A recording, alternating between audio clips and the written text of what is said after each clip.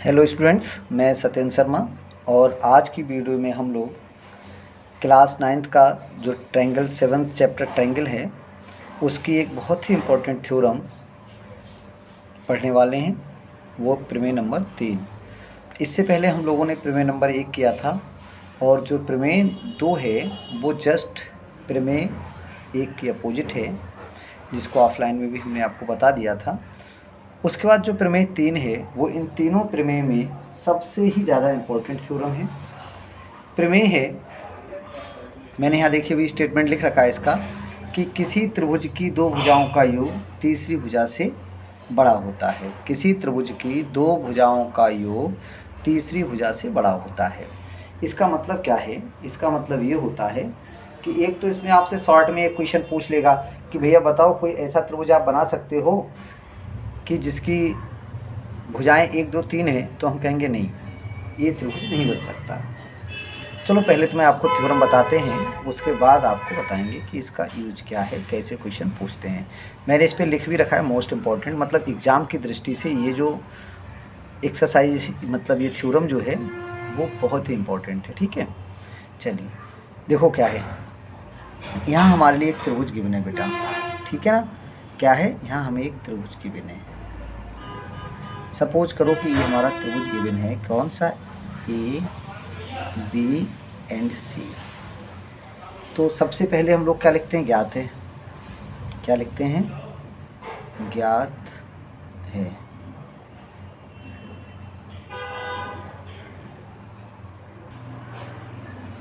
क्या ज्ञात है? एक त्रिभुज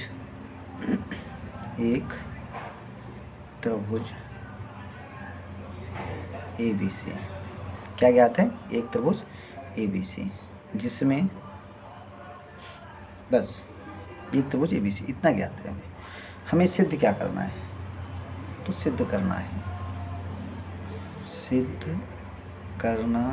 है। सिद्ध ये करना है कि कोई दो साइडों का योग है ना। जैसे हम लिख लें ए बी प्लस ए सी, ये बड़ा होगा बी सी से। और ये केवल एक ही नहीं होगा बेटा, किन ही दो साइडों को, जैसे हमने लिखा ना पहले ए बी और ए सी बी सी से बड़ा होगा। ये ए बी हो सकता है कि A B plus B C ये बड़ा होगा किससे? ए सी से, है ना। या आपका ये हो सकता है तीसरा, बी सी प्लस ए सी बड़ा है ए बी से। मतलब किन्हीं भी दो साइडों का जो सम है वो जो आपकी थर्ड साइड है ना, उससे कैसा होगा? बड़ा होगा। बस इतनी सी बात को हमें दिखाना है। तो क्या अगर हमने ये भी बताया है कि एक स्टेप होता है रचना का। रचना जब लिखते हैं जब ये फिगर से हम नहीं सॉल्व कर पाते हैं, कुछ करना पड़ता है। तो यहाँ पे ये फिगर सफिशिएंट नहीं, इसलिए हमें उसमें थोड़ी रचना भी करनी पड़ेगी। रचना, क्या रचना करेंगे हम लोग? देखो रचना बेटा इसमें ये करना है कि इसे थोड़ा हम आगे बढ़ाएंगे। कैसे? ए बी को हम आगे बढ़ा रहे हैं। क्या कर रहे हैं? ए बी को आगे बढ़ा रहे हैं। और ए बी को हमने इतना आगे बढ़ाया, आगे बढ़ाया कि ये आपके सी तक आ जाए। ठीक है, कहाँ तक आ जाए? सी तक। Suppose this point is D. Point क्या ले लिया हमने? डी। और अब हमने इससे इसको ज्वाइन कर दिया। किसको? सी को ज्वाइन कर दिया। डॉटेड इसलिए बना दी ताकि आपको दिख जाए, ये रचना है। तो रचना में हम क्या लिखेंगे? बी ए को बिंदु डी तक इस प्रकार बढ़ाया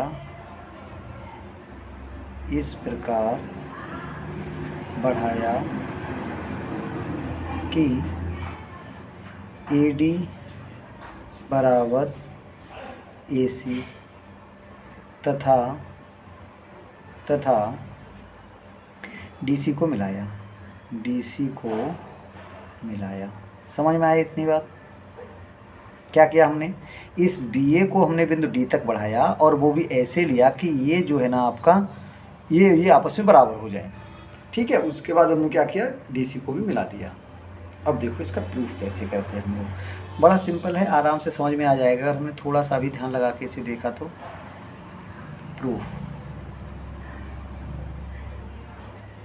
एक मिनट बेटा, प्रूफ। देखो क्या होगा प्रूफ में, हम ले रहे हैं ये वाला त्रिभुज, दिख नहीं रहा होगा आपको भी, ये त्रिभुज देखिए पूरा, कौन सा त्रिभुज, ए सी डी। तो देखिए त्रिभुज ए सी डी में क्या है, ए सी डी में क्या है, ए सी बराबर है ए बी बराबर है ए सी के।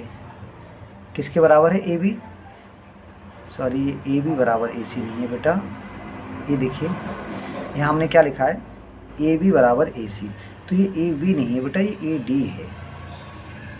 ठीक है, किसके, कौन, ए डी।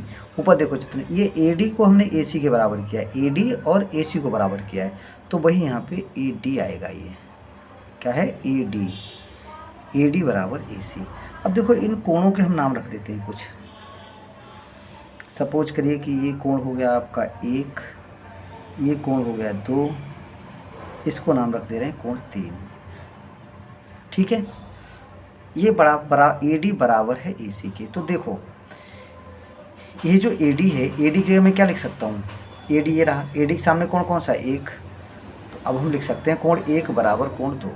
क्या लिख सकते हैं, कोण 1 बराबर कोण 2।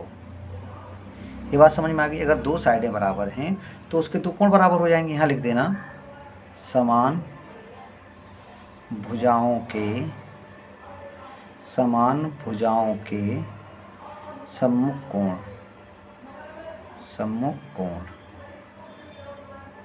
समान भुजाओं के सम्मुख कोण। ठीक है, अब एक बात हुई है, आगे क्या कर सकते हैं इसमें हम, आगे क्या कर सकते हैं। अब देखो अकेले कोण 1, यहाँ देखो अकेले कोण 1 जो है वो 3 से बड़ा है, सॉरी कोण 1 जो है वो 2 के बराबर है। जब हम इसमें कुछ और जोड़ दें, इसलिए कोण 1 प्लस कोण 3, हमने कोण 1 में क्या किया, कोण 3 को जोड़ दिया। तो क्या अभी भी इसके बराबर रहेगा 2 के, तो कहेंगे नहीं सर, अब क्या हो जाएगा, बड़ा हो जाएगा। कोण 1 कोण 2 के बराबर है, लेकिन कोण 1 और 3 दोनों मिलके कोण 2 से बड़े हो जाएंगे। अब देखो यहाँ कोण 1 और 3 को मिला के हम क्या कहेंगे, इसे कहेंगे कोण हम बी सी डी। क्या कहेंगे हम, कोण बी सी डी बड़ा होगा किसका, कोण 2। कोण 2 का नाम क्या है, देखो बेटा ये जो कोण 2 देख रहे हो ना तुम, ये कोण 2, इस कोण 2 का नाम है ए डी सी। तो हम ये लिख सकते हैं यहाँ कोण ए डी सी। क्या लिख सकते हैं, कोण ए डी सी, कोण ए डी सी, या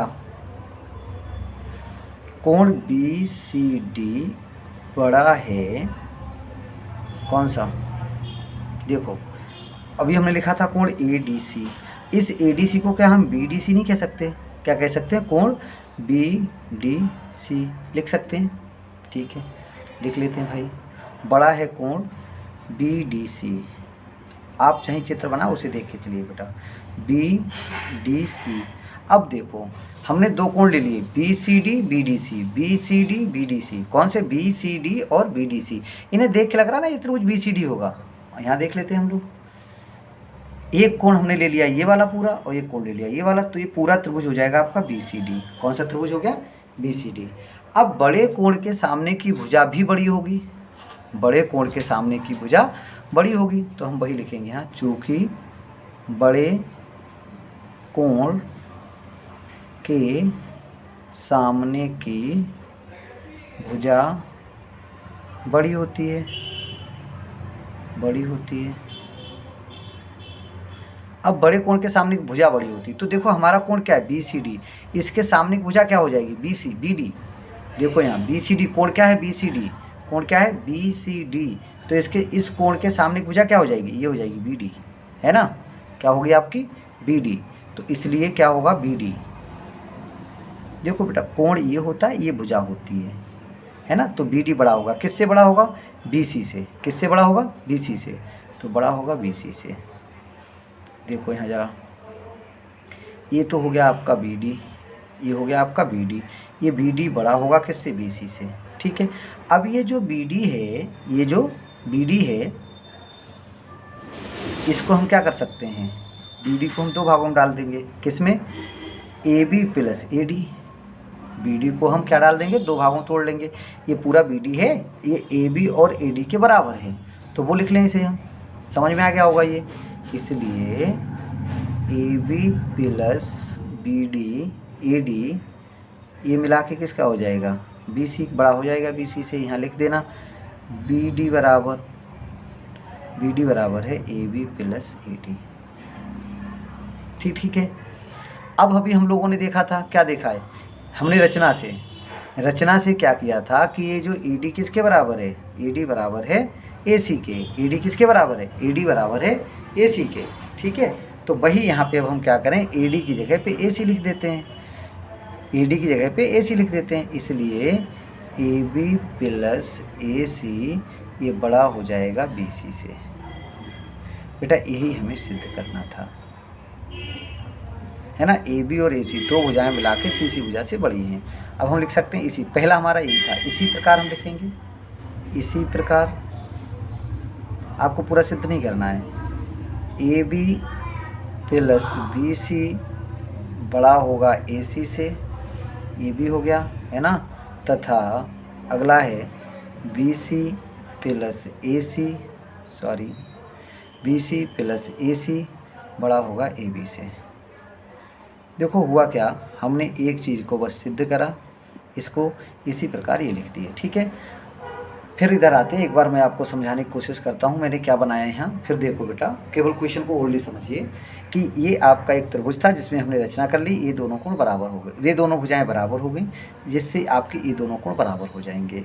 जब ये दोनों कोण बराबर हैं तो जब हम 30 में जोड़ देंगे, मतलब ये जो पूरा कोण, मतलब इतना कोण तो इसके बराबर है, लेकिन ये पूरा कोण इस कोण से बड़ा हो जाएगा।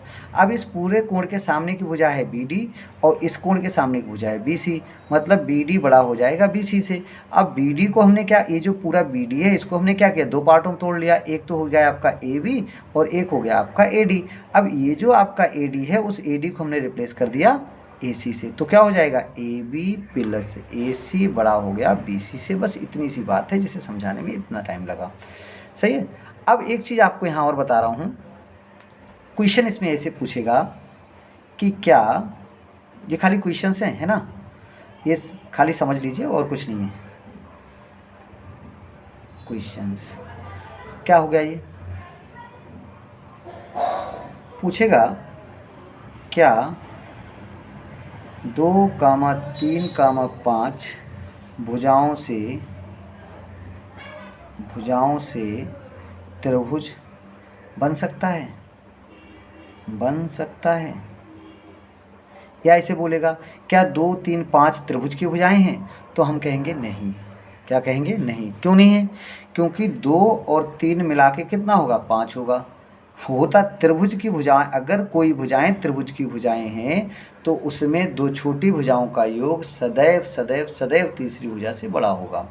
ठीक है, ऐसे पूछ लेगा 1, 2, 3, 1, 2, 3 त्रिभुज की भुजाएं हैं, तो कहेंगे भाई नहीं। क्यों, 1, 2 मिला के कितना हो जाएगा, 3 होता है, वो 3 के बराबर है। 1, 3, 8 नहीं। जब भी त्रिभुज संभव होगा तो दो छोटी भुजाओं को आप जोड़िए, अगर उन दो छोटी भुजाओं का योग तीसरी भुजा से बड़ा हो जाए तो कहेंगे कि त्रिभुज संभव है। अगर दो भुजाओं का योग तीसरी भुजा से छोटा रहता है अथवा तीसरी भुजा के बराबर हो जाता है तो कहेंगे चूँकि दो भुजाओं का योग तीसरी भुजा से अधिक नहीं है अतः यह त्रिभुज संभव नहीं है। अतः दी गई भुजाएं त्रिभुज की भुजाएं नहीं हो सकती। ठीक है, तो आज के लिए हम लोग बस इतना ही करते हैं। ये जो थ्योरम है वो एग्ज़ाम की दृष्टि से बहुत बहुत बहुत ज़्यादा इम्पॉर्टेंट है। आप इस थ्योरम को 1-2 बार करके देखिए, समझ में आ जाए तो ठीक है, अदरवाइज़ जब हम लोग ऑफलाइन क्लासेस में मिलेंगे तो एक बार इस क्वेश्चन की हम लोग डिस्कस करेंगे, क्योंकि एग्ज़ाम की दृष्टि से बहुत ही इम्पॉर्टेंट है। आज के लिए इतना ही, धन्यवाद।